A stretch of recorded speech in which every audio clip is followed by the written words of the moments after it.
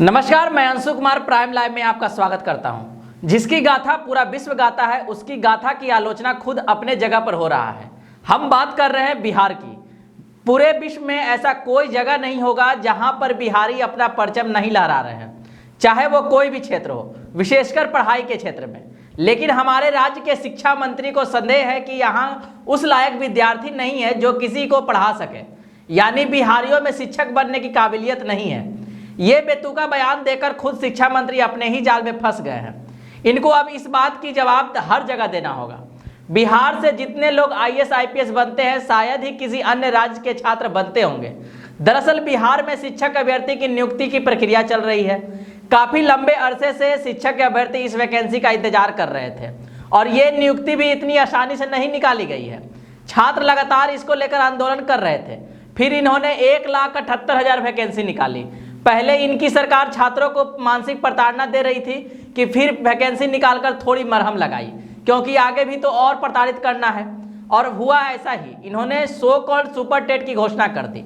यानी अब छात्रों को बीएड करने के बाद स्टेट सीटेट पास करने के बाद बीपीएससी एक सुपर टेट के तौर पर एक एग्जाम लेगी, जिसको पास करने पर ही शिक्षक अभ्यर्थी शिक्षक बन पाएंगे। यहाँ भी छात्रों को प्रताड़ित किया गया, बहुत विवाद हुआ, आंदोलन हुए, फिर भी सरकार नहीं माना।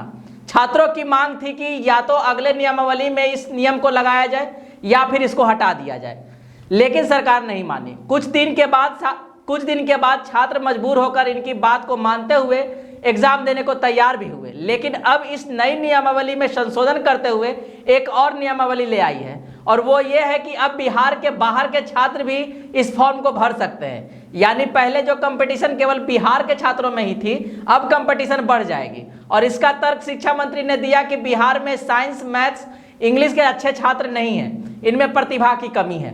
बिहार में 1.78 लाख यानी कि 1,78,000 शिक्षक पदों पर भर्ती को लेकर पहले से ही विवाद हो रहा था।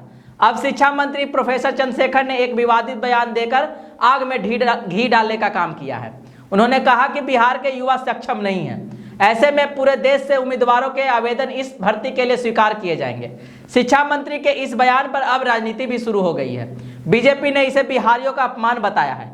बीजेपी विधायक राणा रणधीर सिंह ने कहा कि बिहार की महागठबंधन की सरकार ने बहुत ही चुनकर ऐसा शिक्षा मंत्री बनाया है जो लगातार दुर्भाग्यपूर्ण बयान देते रहते हैं। उन्होंने कहा कि शिक्षा मंत्री प्रोफेसर चंद्रशेखर के नेतृत्व में हालात बद से बदतर होते जा रहे हैं। शिक्षा विभाग की हालात पहले से ही खराब है। एक तो व्यवस्था ठीक नहीं है, उसके अलावा बिहारियों के गौरव और मान सम्मान पर भी चोट कर रहे हैं। बीजेपी विधायक ने कहा कि शिक्षा मंत्री द्वारा यह कहना कि बिहार के छात्रों में क्षमता नहीं है, बिहारियों का अपमान है। बिहारी आईएएस आईपीएस अधिकारी पूरे देश में लोहा मनवा रहे हैं। हमारी बेटियां आईएएस के एग्जाम में टॉप करके खुद को साबित कर रही हैं। पूरी दुनिया में बिहारी प्रतिभा का सम्मान हो रहा है। इस बात को सुनकर पूरे बिहारियों में रोष है। ये गुस्सा न केवल शिक्षक अभ्यर्थी में है, बल्कि आम छात्र छात्राओं में भी है। कई छात्र छात्रा इसे चुनावी मुद्दा बता रहे हैं। एक छात्र ने तो यहाँ तक कह दिया कि शिक्षा मंत्री नशा में है। जब नशा टूटता है तो एक नई नियमावली बना देते हैं। वैसे आपको बता दें कि हर एक राज्य अपना अपना राज्य सरकार की वैकेंसी निकालती है, लेकिन किसी अन्य राज्य को भरने की अनुमति नहीं के बराबर होती है। लेकिन यह संभवतः पहली राज्य की वैकेंसी होगी जो ऐसा कर रही है कि है तो ये राज्य की वैकेंसी, लेकिन इसको पूरे देश के छात्र भर सकते हैं। ये बिहारी छात्रों के साथ अन्याय हो रहा है। आज की वीडियो को यहीं पर समाप्त करते हैं। वीडियो पसंद आई हो तो वीडियो को लाइक करें, हमारे चैनल प्राइम लाइव को सब्सक्राइब करें और इस वीडियो को शेयर करें। धन्यवाद।